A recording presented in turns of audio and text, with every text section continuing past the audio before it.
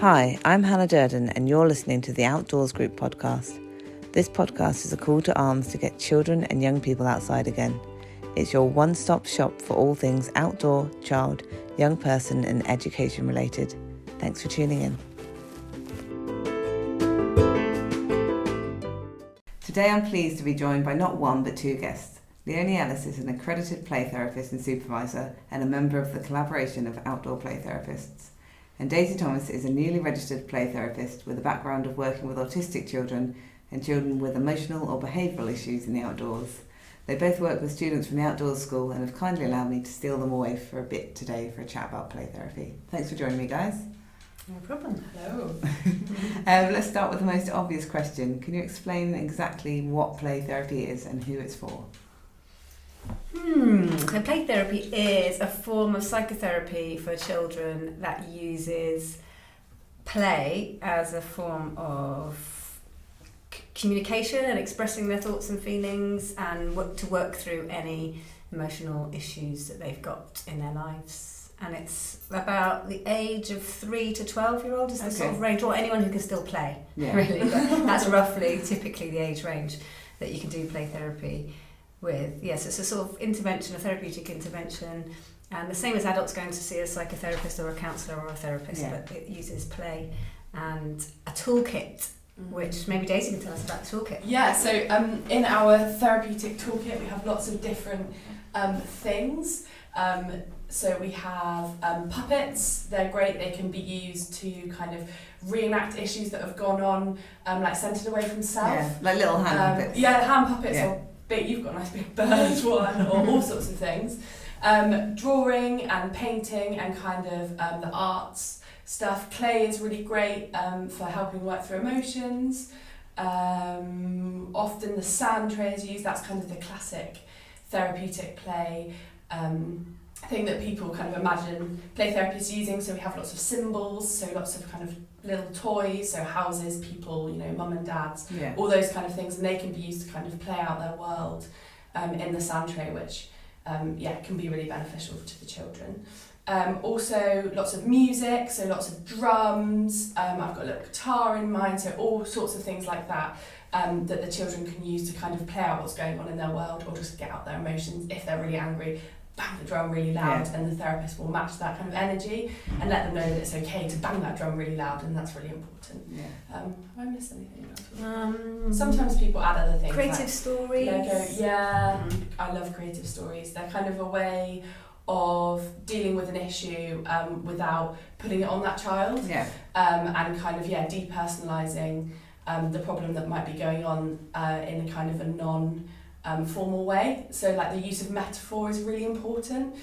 So we could, compare a child to a star, and we could use that in our stories. And loads and loads of theorists have worked, and they've said that metaphor kind of lights up more parts of the brain than anything else.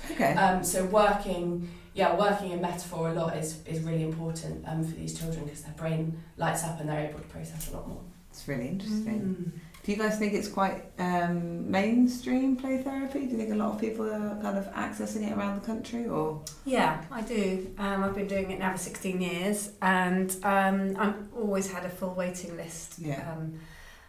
And it's one of the things they teach on social work courses, is one of the only interventions for children who've gone through trauma and neglect, abuse, horrible stuff. It's one of the only things intervention that can work with children, that can work as if therapy can ever work. So fix them, it's the only thing that they can engage in to try and solve some of the issues. So it's often social workers contacting me, but so it is definitely mainstream. It's big in America as well. And is it a mix of social workers and schools and parents kind of requesting it for their kids? Definitely, and local authorities nowadays. Special guardianship teams. Adoption support teams as well. Okay. And it's definitely like the need for play therapists is great. Lots. What am I saying? It's really good. We need lots more play therapists because there are so many children, really sadly, that need kind of help, therapeutic help, and the need for play therapists is a really big one at the moment. Oh, that's really interesting. How do you guys come to being play therapists? So you said 16 years, Lee, and you said quite a long time. What's your kind of journey to getting to it? This was nice to think about this. I was working in a preschool, and I was about 26, and I thought I want an adventure. So I volunteered in Sierra Leone for 3 months in my sort of had a long summer break, and volunteered for a children's charity that was working with child soldiers. We were reunifying them. It was just after the war in Sierra Leone, reunifying them with their families. And I just felt so useless. My main job in helping was actually just driving the car. Yeah. So the local staff couldn't drive the car. But there was so much need, psychological need, that was needed to support these kids who'd been through this massive trauma, that I felt really like there was more I could have done. So I went back to the UK, and I did a counselling course, thinking, this would be a really transportable skill around the world. Yeah. And I thought, I really like this. I really like it. And I looked at the British Association of Counsellors and Psychotherapists website where they recommend courses, and I saw this course of play therapy. I thought, I found my profession, combining my work with children and therapy was like, my dream job. Like really moment. Exciting. Yeah. Which was similar to when I did the forest school training, actually, and combining the two with play therapy. Forest school, and they were both real light bulb moments, finding these two professions. Oh, awesome. So when you did the course, did you start kind of practicing quite quickly? Yeah, you have to. It's a practice-based masters. Okay. So it took me 7 years to get the whole masters, but you've got to start practicing straight away because it's a postgraduate qualification. Yeah. So I moved 3 continents, had 2 children, but I practiced all over the world. I did my clinical practice. The training could be done in blocks of sort of summer school and then webinars. So it was really practical to do whilst moving all over the place. Oh, amazing. What about you, Daisy? Mine's not half as exciting. So I've been working for the school since 2019 when it first started. One of the original members of the school. I was working as a curriculum tutor, as a teacher, and there's a real place for that, don't get me wrong, but I was finding that the children with emotional needs, or often with kind of SEN needs, were coming to me, and I was trying to teach them in a project-based way kind of their maths or their literacy, and it wasn't getting through to them because they weren't ready to learn. So I kind of realised that actually for them even to get to that place where they're ready to learn those life skills, they need to be kind of an okay person within themselves, and it doesn't always work, but they need to be able to self-regulate, and they need to be able to understand what's happened and deal with their emotions. So that's why I decided to train as a play therapist and move away from teaching. It's quite a big jump, but lots of people do that jump. But I think it's really important to kind of do that pre-work before they're ready to learn, and if they're never ready, that's totally okay. But doing that pre-work is really important. Addressing the kind of emotional needs before you think about anything else. It's that's what matters most to everyone. I don't care if they can't do maths, it's about being happy. Exactly. I always think that's a goal in life, to be happy, right? We've mentioned being outside and practicing outdoors a little bit, but let's talk a bit more about why we've been taking, first of all, you, Leone, why you've been taking play therapy outdoors and how it works outside of four walls, and why you think it's better, arguably better outdoors. So everything's better outdoors, I think. That's just personally. I've just felt there's a lot of commentary about how there's a rise of children struggling at the moment, currently in the last few years, especially mental health needs and just diagnosis of non-neurotypical things, and just really a huge wave of mental health crisis for kids. And I feel it's because of modern life and the way we live life now. It's so far from how our body and our brain is supposed to be used, that the more we go back to primordial ways of life, anything that's outside, the better we'll feel. And so therapy, for me, you're supposed to feel better after coming to therapy. So to do it outside and outdoors makes you feel better. So the survival skills of lighting fires and just being in the natural environment without overhead lights, or trying to sit down on a chair or make kids sit still for long. Just the whole environment just meets the sensory needs of humans so much better. It's how we're supposed to be, so I feel it makes us feel better. So it just makes a lot of sense to me that if you're going to make children feel better through therapy, that you can also add in the outdoors. It will help. How did you start taking them outdoors? Was it just I've got a lovely talk on YouTube about it. They go quite into a lot of detail. If anyone wants to look that up, taking play therapy outdoors, it's called on YouTube, just so you can see a bit what it looks like. But I had a boy that just wouldn't stay in the playroom, and he just wouldn't stay in the classroom, and had been referred to me from a primary school, and he just kept kicking the wall and hanging upside down on the sofa or leaving the room. And it's really rare that children don't want to walk into a room full of toys and play with a dedicated adult. You've got 45 minutes with this person to do whatever you like. Play, and he just couldn't. And so I just was at my almost saying I give up, it's not engaging. And I heard that he'd been completely different on a school trip when they'd taken him out to the beach in the staff room. So I thought, I'll try just taking him outside, and he was completely different outside. And I just noticed with lots of the children really high trauma, high dysregulation all the time, started responding when I took them outside. And so from then on I started finding ways of doing it more formally. I think it can be really important to think of it as well from a neurodiverse perspective. So these children that you kind of often were doing play therapy inside with might have gone through trauma where they've been left in a classroom to deal with their emotions, or the lights are really bright, or there's a school bell that rings. And so thinking of it from a neurodiverse point of view, being outside is really great. There's a really kind of transient nature between nature and life, and that the path changes just as we change.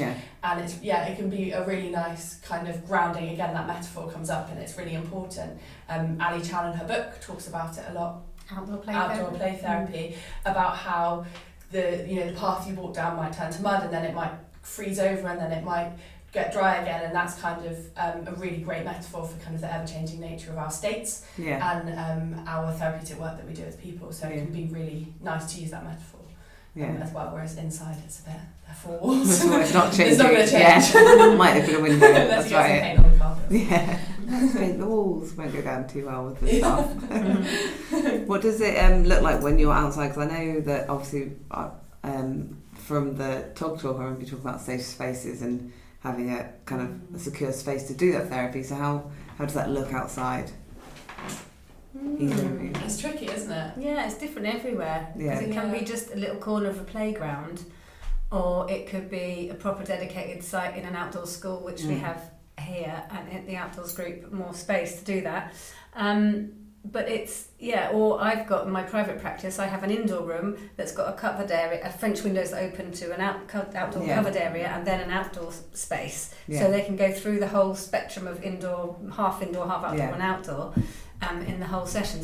And I teach on a course, best practice in outdoor play therapy, so I get to see a lot of groups of people, and every time I hear they have such different scenarios. I was just thinking, because I obviously looking out the window at the woods, but of course not every person that's taking play therapy outdoors is going to have a woodland on their doorstep. And I really think there's a need for a space that play therapists can use. Not the typical play therapist. That might not work for the company, doesn't have access to 44 acres of woodland that we can do these things in. So I feel that there's a need to set up outdoor play therapy spaces that lots of other people can use as well. And I think that's a great idea. Brilliant. One lady on the course that I taught, she's just bought her own bit of woodland, and she's making a play therapy space in it. She's built a play therapy tree house. Oh, brilliant! That's so it's cool. like it's raised, it's on stilts, so it's not like really high in the tree, but it's around the trees, and it's a big flat platform with a roof. It's just awesome. That's amazing. That's my ideal scenario. I want to work with her. I was about to say, I want one of those in my garden. garden. So it's a bit far away. And so can you tell us a bit, Leone, about the collaboration of outdoor play therapists and what do they do? Yeah, so we are a pioneering group of play therapists that just want to start taking our practice outdoors. It was started by Ellis and Chan, who wrote the book Outdoor Play Therapy in 2017, and Kate Maquette, who's ran training courses of taking play therapy outside for years. Lots of people just kept growing. The interest in it kept growing. They getting so many emails and questions, so they made this group, this networking group. So it's a non-for-profit kind of. We just started meeting and getting guest speaker to talk about what they did, like with animal-assisted therapy, or how a forest school leader on how they did stuff, and then it's built up now to being where we run training courses in best practice to teach. So many play therapists want to take children outside, but they're very nervous about it. Yeah. And I'm a forest school leader as well, so that immediately makes me know how to do risk assessments and have the correct insurance and all the right procedures in place, first aid and things like that. But obviously as a play therapist, you don't have that. So a lot of play therapists are self-employed, so you need to cover all this sort of stuff yourself. But there are ways of doing it. You don't have to be a forest school leader, and we cover all of that in the course or in Alison Chow's book. It does go sort of the practicalities. Online courses, or is it in real there life? is online and face to face. We do the online one is very popular because there's people overseas do it. Lots of this. It's we've got people from Malaysia, Australia, all tuning in. Yeah, that's what That's so cool. over the summer. And you've seen a lot of people doing their training. It's over since COVID. It's just got huge. The last 2 years, it's got much bigger. And we're really informal group, so we're now just getting. So we've got a Facebook page, and then we're just getting our website up and running. So we're going to become a membership organisation, and we'll meet up like the Forest School Association almost, a bit informal. We'll have some networking meetups once a year, and then we'll run this best practice training course just to make sure that people are practicing safely outside. Yeah, that's a good point, isn't it? Because you want to make sure that no one's saying that they're part of the group and then not. Not just sticking to the because there's really important things, not just the sort of safety stuff and the legal things like getting permission to use the land and making sure risk assessments are done and making sure you've got a colleague that knows where you are, or that you're not just out on your own and you've got no first aid or no phone signal. It's also just the container of the therapy being safe. One of the main things is the confidentiality of the space. So I nearly always start inside with a child at first when I can, to build up that sort of get to know the child, because it's not always the right thing to take a child outside. Sometimes they're very anxious, or they really don't like getting dirty, or they're terrified of bees. And then definitely not want to go outside. So there's got to be the right sort of child that they're okay with being outside, and that you've got to have the right things in place to do that. Awesome. Safely. What do you think? What do you think the future holds for play therapists? Do you think? That's a big question. Yeah. I mean, I'm guessing that, as you said, the need's getting bigger recently, particularly after COVID. I think the shift to outside is what is kind of starting to happen at the moment, and I think that will soon snowball. Hopefully it will snowball into a bigger thing.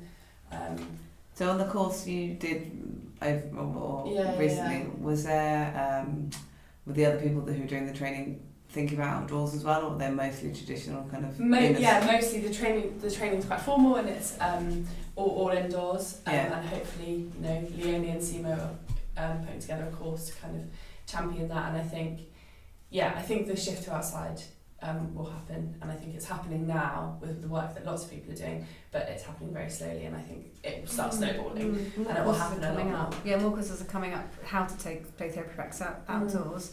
And art therapists have been doing it for a long time, environmental arts therapy and eco-therapists and nature-based therapy. It's all been happening a lot with the adults. Horses and stuff. That's lovely. I've seen more equine therapy for kids recently as well. It seems to be on the rise. Yeah, and actually after COVID, people are starting to understand the importance of therapy. And the importance of using the outdoor spaces, because obviously we couldn't be inside all together for so long. And during that time it was awful, but it was quite useful for people to take the shift outside. They were forced to go outside, weren't they? Go outside with one person, go outside with 6 people. So I think the move to outside is mine. I definitely think so. I mean, it is growing as a profession as well. It's becoming more known. Like I say, it's still quite relatively new. It started in the sort of 40s in America, and so it's still growing as people don't know so about it. It's getting there, and it's the outdoor. I think it does add a whole new dimension to it, which is the two main training bodies in the UK, PT UK and British BACP, are what do they stand for? Just Play Therapy UK and British Association of Play Therapists. They're the accredited bodies, governing bodies where we accredited on their registers. They are both looking at running.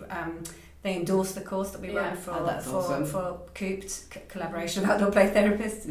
They endorse that course, and PT UK looking into adding training to to make it more formal and official, because people are starting to do it anyway. But there's no formalised way of doing it yet. So to make sure it's safe and that people are following the right practices, it's important.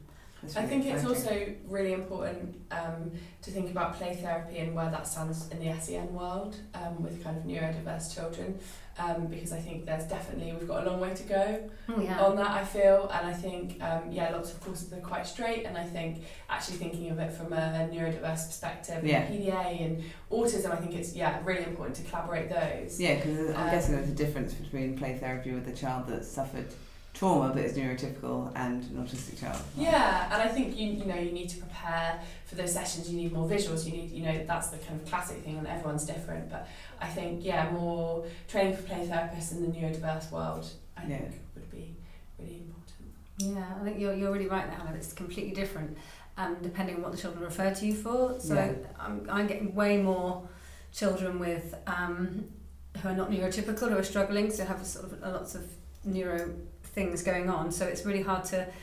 Often parents or schools want a fix. I always have to say there isn't such a thing as a fix. So therapy say, can you nip this in the bud? Can you sort this out? Can you? And I have to sort of reframe it and say it's the same as coming to a therapist would be the same as an adult. You come in and you work on what you've got, but often I found in schools with learning special needs, additional needs, that you're just like therapy by dialysis, which is like just you're coming in and getting that's your place you offload for the week just to be able to get through your week. So you're not processing anything and moving forward in your life as a whole, but it's helping you just get through each week. It's helping you cope. Yeah, it's a coping strategy. So I have to make people aware of that when they pay money for therapy, that this piece of work that's going to be done, that doesn't mean there's going to be a different outcome at the end. It just might be the space that they bang a very loud drum or get their hands in the sand or make slime or dig a big hole, and you're there empathising and being with them and seeing them. But it is very different from getting referrals for normal life events like bereavement or parental separation. There's like a process, presumably. So if they're in a sort of stable family home and everybody's sort of functioning well and emotionally literate and can regulate themselves well, then they just need to come for maybe 12 sessions and they can work through this one particular life event with you, and then that's when you do see a change or a result or a process happening. So there sort of can be a misconception that with sort of more complex and severe cases, especially even with severe trauma, not just neurodiversity, that there's going to be there's so much complex trauma from a young age that you can't ever actually cure or fix some of the behaviours and issues that are happening. It is a kind of therapy just to keep them okay to get through their week. Yeah, and I think that, and within the SEN stuff, there's been a big rise in courses. So Simo Ter, who is also a play therapist who works for the Outdoors Group, he runs a course which is Autism Outdoors, which has a whole day on play therapy and SEN, which is really good. So I think we are seeing a rise. I just think that it's really important that kind of trainee play therapists understand special needs as well. Well, I was just thinking about Andy James and what he was saying about this idea of neuroharmony, and actually when he was saying that the depression and the anxiety that he might suffer isn't because he's autistic, but it's because he lives in a society that isn't set up. So I guess that's something that's important for training people to realise that you're not trying to fix that, you're just trying to... you can't fix these things. And actually what we need to fix is society. But maybe it's that coping mechanism, gives them an hour to have some space and manage for a week. But that's quite sad really in a way, isn't it? Anyway, we're not here to change society, although it'd be good if we were. Yes. How much importance do you think is given to the work you guys are doing? I mean, we said earlier about whether it's still niche, but do you think that it's taken quite seriously by people that are caring for children or looking at treatment plans for children and things like that? I think people misunderstand it. Often I get called a play worker. Yeah, it doesn't work saying you're a play therapist. Sometimes if you say, you're a therapist for children or something, there is a... So the play worker is like someone that works in like a nursery or something? Or even work in venture playgrounds. And they can do a degree in that, so it's a profession in its own right. Yeah, but it's not the same. But it's really not the same thing. And so the respect, and also people have this thing about children that I'm right, you're wrong, I'm big, you're small. to quote Miss Trunchbull, that they don't have the right to privacy and confidentiality, and that they often get interrupted a lot when you really need confidentiality. They just say, "Well, I'm just going to come in and get my laptop. Yeah, just coming in there to get some paint out the cupboard." So a lot of it is educating schools that you go into. I often offer a day or an hour's talk on what play therapy is for the teachers. Staff, and I have a handout that I give all to the teachers and staff to try and get them to understand it. And I say, imagine you will go to see a counsellor because you had a problem, or you go to see a therapist, because it's sacred space. Do not interrupt us. And you put big signs on the door, but it is the bane of play therapists' lives. It really is. Finding a private room. People understanding what it is. You get a lot of TAs that just come in and interrupt or come and get them for something else, and you're like, no, this is a sacred 45 minutes just for them. It's their therapy. Even if we are doing it in their school, it has to be. And asking what happened in the therapy session. And I kind of always say to people, well, if you were going to talking therapy and I was working as your counsellor, you wouldn't want me to go and tell your boss exactly what you've spoken about. So it's really important that privacy, and obviously if there's safeguarding issues or anything really important that comes up, obviously we report that, and we've had all the necessary training in that, but it's really important for that child to have their own space, and confidentiality is a massive thing in play therapy. So it's educating people on the way. Do you think getting that trust, is it quite a long process, or does it depend on the child? Yeah, no, definitely, which is why we have to, I say minimum 12 sessions, and I have to explain that. And sometimes when I hear the brief of the child's background, I just got one that's so severe, I said, I'm not taking this child on unless it's a year of therapy minimum. So because it's going to take so long to get the trust and the attachment. It's not like an adult, you walk into a room and you already understand the context. You already know I'm here, I've got an issue, and I've made the phone call and I've arranged it, and I'm going to this trained qualified person. They have got to build it purely on their own instinct and experience of you. Because presumably sometimes it's just a teacher that's going, right, you're seeing this person today, and they don't have a choice in the matter. They might not know whilst they're there. I was recently working with a child, and it took us 10 sessions before we I felt there was that therapeutic bond where kind of we trusted each other, and Axline, who kind of was the pioneer of play therapy, Virginia Axline, she speaks about the importance of the therapeutic bond, and you can feel it does kind of click, and sometimes for some children it takes 3 weeks, and sometimes it takes 10 weeks, and that's completely dependent on the child. And I think it's really important for the child and the adults working with that child to understand that, when you're working with that child, you will continue to work with that child you've had clients for years, 3, 4, 5 years now. And it's really important to understand that we're not going anywhere, because that could be really harmful to the child. So it's getting the funding sorted out before you make it. When 3 years of experience, I've worked out not to get in too deep. And you're really clear with the child how long you can see them for, and it's part of your sort of the trust building, and so they know. And if you get to a certain point and you realise that you need longer, you need to either finish carefully if you have to because of funding, and bring it to a close. But if you can possibly get further funding, it's all part of the sort of managing. Where does the funding tend to come from? Good question. So for me personally, a lot of my work as a freelance play therapist is from the Adoption Support Fund, because that seems to be where there's a pool of money for children who have either been adopted or are in special guardianship, which is looked after by another family member. So that has sprung up a lot of work for therapists, which is keeping us very busy, and they're very complex cases. But also schools have a smaller budget, but they do pupil premium can be used towards it. Lots of schools also employ play therapists under a salary, and they'll work with children as well. It's not often you get a full-time job. It's like CAMS will have several on as full-time jobs. But that's really hard. Really hard in CAMS. I've heard about the waiting list for CAMS at the moment, and how under pressure they are. So and the workload. It's quite a tough job to do. The workload on those play therapists is really high. It's almost like a conveyor belt of children coming in, and you've got to see them as many as you can. Whereas when you're private practice or independent, you can manage your workload more carefully and try and balance it across severity of need. You never have it in balance towards a lot of trauma, and you have a mix across your workload. I think in other countries like Wales, for example, they have a different kind of view of play therapy, and I know someone that's working with play therapy and refugees for a charity, for example, and the charity are paying her, and all sorts like that. It's just incredible. And I think depending on where you are, different counties, different. Do you think pots of Wales money. takes it more seriously then? What do you think? I don't know much about Wales, but I do think that there's different pots, like trust. They have a and lot of different pots, Wales, Okay. that they keep going, and actually, I think play therapy might be up there Yeah.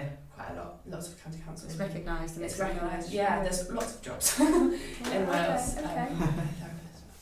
Yeah, I'm not Welsh, I'm English. Wasn't a plug. I was going to say, if we suddenly lose you, we know where you've gone. You're going to Pembrokeshire. And in America, it's all insurance, paid for by insurance. Okay. So it's a very different Well, it's system. different system, isn't it? Different So, system, yeah.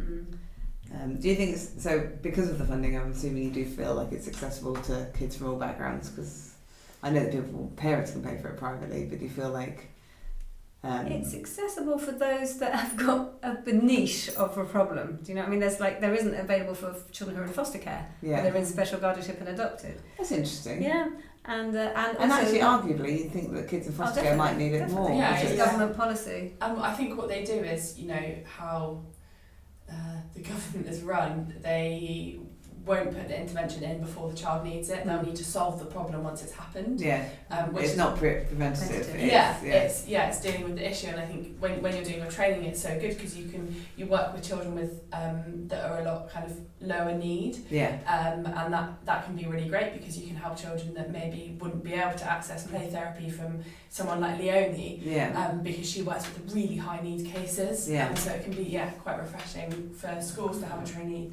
Oh, it was so lovely when I was a trainee. Yeah. Do they kind of limit the severity of the cases while you're training? Yeah. So we work in something called SDQs, which is Strength and Difficulties Questionnaire, and it's basically a set of questions that will give you a number. Okay. It's subjective, but that's what we use. And when you're training, you can work with children up to 21, whereas I don't think Leone would take a child under 21. No, well, often their SDQ is quite low at school, but really high at home. Yeah. That's what I see really commonly. So you do. So is that in terms of like at school they're kind of masking everything and holding it together. and then melt that. But unfortunately, you can see it the other way around as well sometimes, which is really not great because that means they're not maybe secure in their placement. They've been moved around a lot from different homes, and they have to show their best self to their carers so they don't get moved again, and then it all comes out at school when they feel safe because that's been a consistent. That's a consistent setting. Yeah, and I think you can see the same with that with SEN, girls with autism or a lot of children kind of hold it together during school and hold it together, and then they go home and bang, it all comes out because they've been masking it. So there is kind of a symbiotic nature between play therapy and kind of SEN and how we view it. That's really interesting. Is there anything you guys wanted to tell me or tell the people listening about play therapy that we haven't kind of covered today? I feel like there's probably loads more we could say. Get out and play yourselves. It's not just it's two words, play and therapy, and they can be separated. And play in itself for everybody is really, really important, even as adults. And we don't do it or recognise it enough. So just keeping that spark of playfulness alive, something that excites you, something that interests you. And often it looks a bit like sports for grown-ups because we know it's good for us. We know it's good for us, and so we do that. But also just do something that you lose yourself in the moment in. Yeah. So just get the Lego out and play with your kids, or go and make some daisy chains or something like that. Just lose yourself in the moment again. Remember what it was like. Do something you used to do as a child, like making sandcastles on the beach. Just kind of like you need to exercise a certain amount of times a week and you need to eat healthy food. I think you need to play a couple of times a week as well. It's really good for your mental health, and not just with your kids, but to definitely play a lot with your own kids. Yeah. And just remember yourself. Be playful. I was talking to someone the other day and they were saying that they don't have kids, and they were saying that they miss that kind of playfulness, but they don't know how to access it without having a child as an excuse to access it. Yeah. And I was like, it's actually quite sad. And I was like, I don't know what it is that stops us. I guess maybe it's fear of judgment from other people. Being grown-ups. But I think being a grown-up is playing. I think, the second you stop playing, that doesn't make you a grown-up. Doesn't make you a grown-up at all. It doesn't count. I think grown-ups play too, and I think it's really important, for that to have that playful attitude as well. Yeah. Awesome. Well, thank you so much for your time today, guys. I know you're very busy, both of you. Thank you. And we're always at the end of term as well, so I'm sure there's loads of things everyone's trying to cram in before that. Yeah. But before you finally go, I've just been asking everyone these 3 questions, so I'll ask you guys these. Daisy, I'll ask you first. How do you relax? Oh, what do I do to relax? I do pottery. Oh, nice. I'm part of a pottery cooperative in Exeter. And we're looking for new members always. What does the pottery cooperative mean? So is it just people that pot together? People that pot together, yeah. It's run kind of collaboratively. Yeah. And I think we have 15 members. And it's in the basement of St David's Community Centre. Okay. And we rent it off them for kind of not a lot at all, and it's very cheap and accessible to people, and we run lessons and classes there. And I make a lot of plates. That's what I've been doing recently for a commission for a farm. So nice. making plates is how I relax at the moment. Love it. Leone, how about you? How do you relax? At the moment I'm doing this amazing course which also covers the question of what I'm reading at the moment, which is Environmental Arts Therapy and the Tree of Life by Ian Siddons-Higginsworth. He's a local therapist who's teaching a course, and it's been lasting a year, so I've been doing 1 weekend a month for a year, and it's based around the Celtic tree calendar, and we study a different tree every time and the mythology around the tree. That's so cool. But it's what really was this month's tree? It's hazel tree, which I've just found so amazing, because as a forest school leader we appreciate hazel so much anyway. So I could really get into it this month in my appreciation of hazel and learning all her traits and characteristics and special myths around her. But she's a female in my mind. But so that it's learning how to use the environment in therapy. So we go out and in a group, it's a kind of a group therapy experience, and learn how to.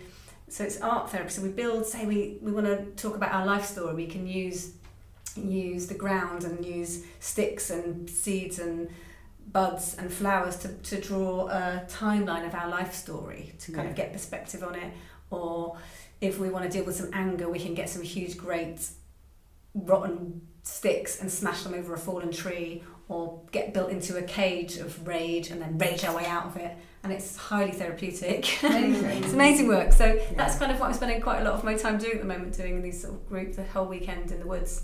Which is kind of like relaxing, but also deep therapeutic work. But as a therapist, you've got to stay on your. You've got to do your own work. I was thinking it's quite a heavy answer for your relaxation, but I can see how it can be both. Yeah, at the moment that's just taking up quite a lot of my time. I love camping. I love wild camping. I've been sleeping outside in the garden this week in the heat with my children. So that combines play and relaxing and being outside. Ticked all the boxes. And so you've already said what you're reading right now. Just tell us the name of the book again. It's called Environmental Arts Therapy and the Tree of Life by Ian Siddons-Higginsworth. He's a hero of mine. Awesome. What about you, Daisy? What are you reading or listening to? I'm kind of cheating. I'm not currently reading it, but I did read it, and then I lent it to Leone. She gave it back to me today, so I've got it in my hand. And it's Nature and Therapy by Martin Jordan, and it's about understanding psychotherapy in outdoor spaces, and about the therapeutic rationale for using nature-based therapeutic practice. Amazing. So it's really useful. I love that both the therapists have got therapy books as their thing they're reading right now. You can't. Can't switch off. Yesterday I was lying in the garden because it was so hot, and I was listening to, I can't remember, some play therapy podcast or something, and I was like, I can't switch off from it. I only let myself do it for the month of August. Otherwise, I let myself read complete fiction. Complete fiction. Otherwise, I just try and keep myself up to date with all the reading and also your own. So it's all like professional wise. There's that work of keeping yourself up to date, but it's also keeping yourself up to date on your own personal work. With my own therapy practice of myself. So that I don't ever come up against stuff when I'm working with children that will impact their therapy. That's really interesting. Makes sense. And finally, why is being outdoors, sorry I said that weirdly, why is being outdoors important to you? Don't know who wants to go first. Because it's really fun, and it just makes everything a little bit easier. At the moment it's not hot, so that's my answer. Awesome. I love it, especially with kids, because you don't have to clear up the mess. That's true. If you just work with a natural environment. So with your big pile of sticks, or you do anything with that. I love that aspect of it. When you work in a room as a play therapist with paint and clay and sand, it's really unnatural. You spend a whole amount of your time clearing up. So when you do actually work outside, it's a real relief. But I mean, working out in nature, because nature becomes the co-facilitator of the therapy, but also just as a human being going out to nature, it's just like, this is the place you're meant to be. Yeah. Awesome. Well, thanks so much for your time today, guys. I really appreciate it. Yeah, Well thank done. you. And I hope you both have a good summer. Enjoy your fiction. Oh, yeah, I get to read it. Enjoy your arts festival. Thank you. Brilliant. Thanks, guys. Bye. Thanks a lot.